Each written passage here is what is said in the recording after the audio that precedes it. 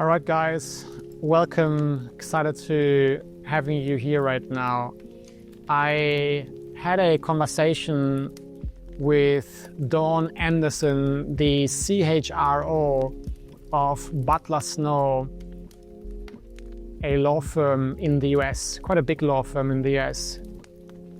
And we talked about the issue around toxic cultures, in particular in high stake or high stressed environment like, the law or legal industry is most of the time, right? And we talked about the issues that come with people that, because of them being stressed and for various of other reasons, them displaying behaviors that are toxic to the culture of the company. Now, that obviously is nothing isolated to the legal industries or to Butler Snow at all. In fact, Dawn is a remarkable person that I learned from a lot in terms of how we really, balance this interplay between having a strong leading hand, so to speak, to get people to align with what our culture within our small medium enterprise or Fortune 500 or small business, what we stand for, but also having this nurturing, inquiring approach to say, hey, what makes you behave in certain ways? And we had a really remarkable conversation about this. And I want to draw a couple of things down here in a second.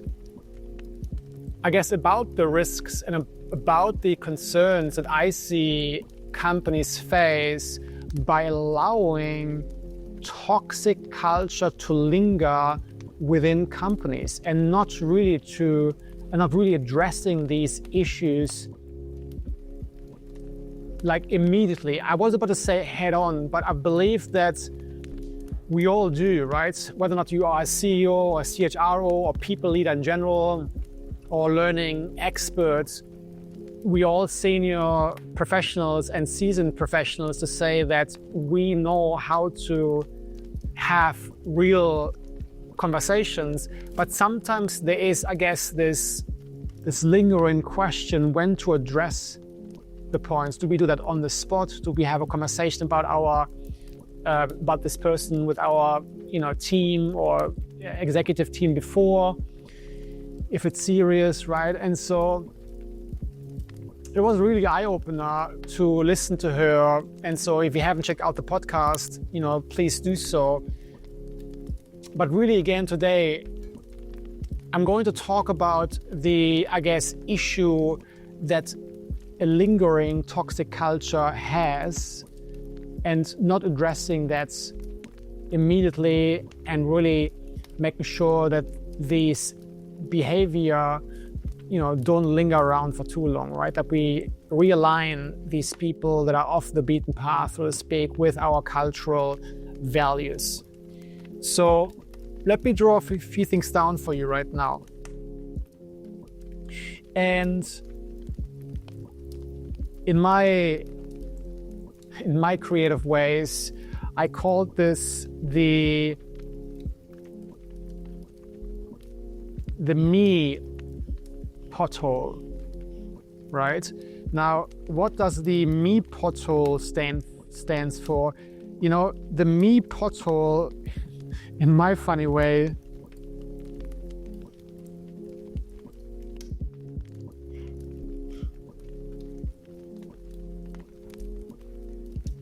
is all about people not really understanding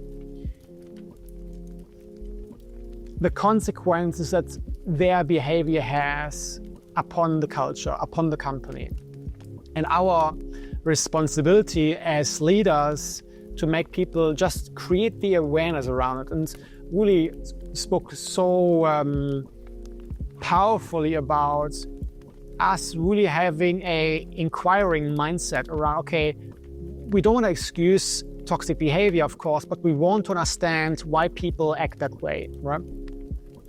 But that's really the me pothole. People acting kind of more out of a self-interest, in a self-interested way, and not really understanding the consequences or the wider consequences that his or her behavior has on the larger complex of culture, right? So let's say we have, for example, me on one end of the equation, right? And because I'm such a great drawer, I'm going to draw up an amazing person here as well. Right, you can see how talented I am. And then we have the we culture. And the we culture is really an individual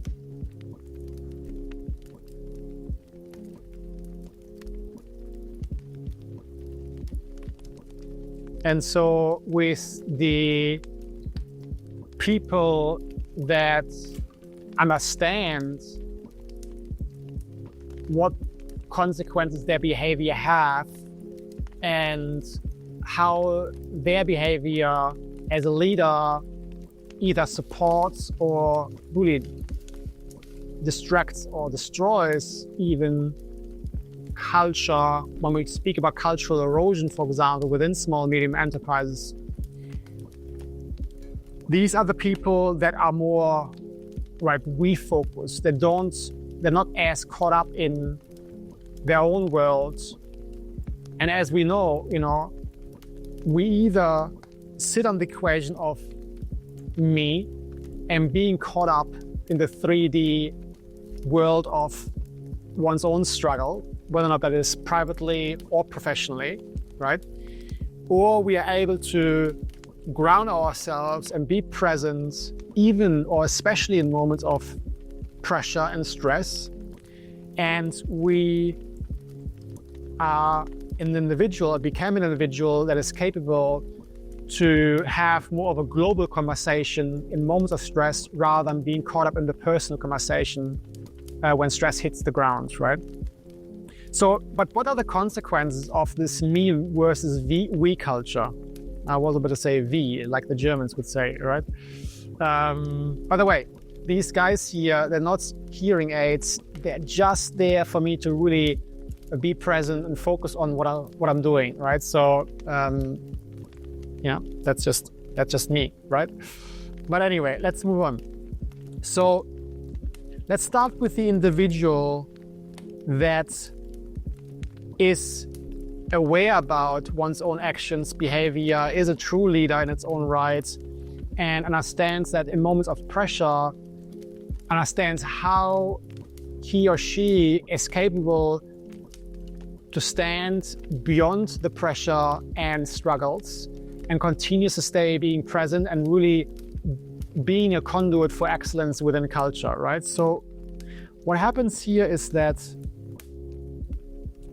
if we use this, measurement here, or this volume here as a measurement for energy, right? The energy of self-awareness, if you will, the energy of being aware about what my actions cause within the context of a culture like a company.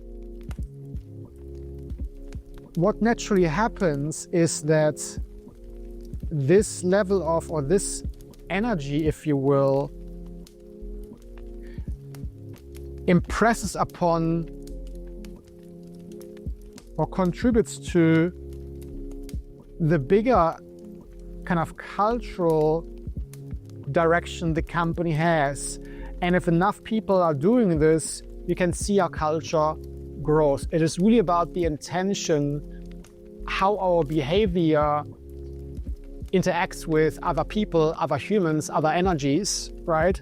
And how that either adds to and increases the volume and the potency and the pull-through of a company's culture and objectives and goals or not.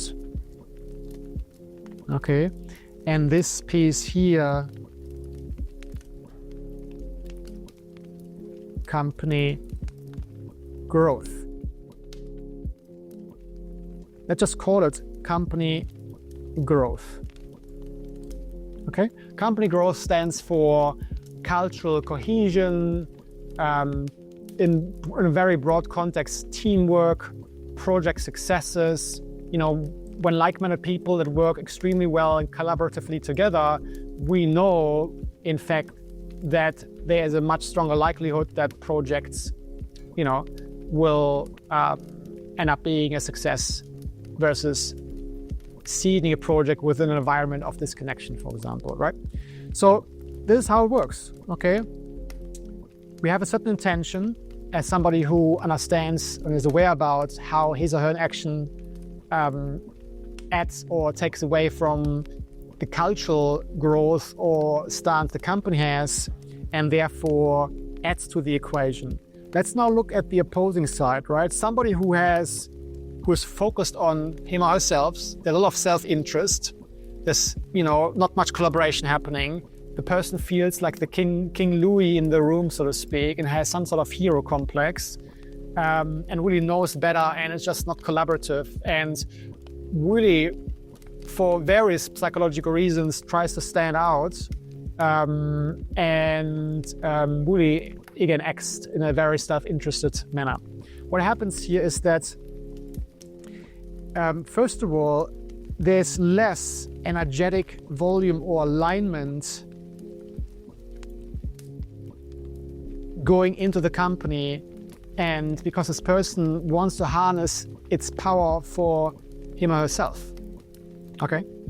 And really, the energy doesn't go towards the company. The energy actually is being withheld, and kind of wants to, the energy, this person wants to remain the energy with him or herself, right? And the energy kind of points back to this person. This person doesn't want to contribute and direct the energy surplus this person has to the greater good of the project, the company, and so on. And so there naturally is this kind of this disconnect, if you will, because this person and the company go, right? And so what happens here is that only a smaller portion of this energy, really, which is the indirect proportion to some degree to how this person feels valued, mostly from a monetary perspective, right? And contributes the energy back to the larger objective of the company. But the energy output is far less, all right? And therefore, what happens is the contribution to the overall growth of the company's objective is smaller, right? It's not as high, all right? And hence the contribution, as I said, is smaller. Yeah. So this hopefully gives you a visual understanding how certain energies interact within the context of culture in companies in particular.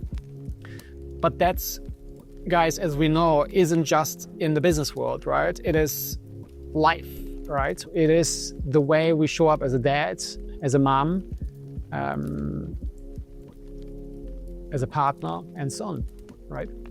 So that's it for today. I hope that this video has given you some clarity, certainly visually, why it is important to really not just be aware of toxic behavior, but also understand what this causes in visual terms. Sometimes, we understand kind of it isn't good, but to see it visually, how somebody who is toxic is only capable to contribute to the, larger perspective or larger objective of the company, in a very comparable small portion versus somebody who thinks about the global picture and really contributes to the larger context of the business in meaningful ways and is fully aligned with the company's objectives. Yeah.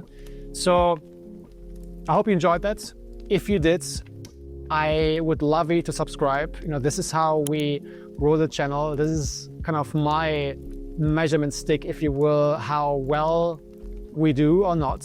So if you would to show your gratitude towards some of the learnings with a little hit of the subscribe button, I would be eternally grateful. I would love to hear your comments. Maybe you want to share about the experience that you have had, how toxic behavior has negatively compromised the culture of your company, or even in other words, what have been positive examples of cultural alignments where people have shown what can happen if people collaborate extremely well together and efficiently, and what can occur in the context of the company growing in extraordinary ways. So leave your comments below, like the video if you did enjoy, and I'll see you at the next video. Take care.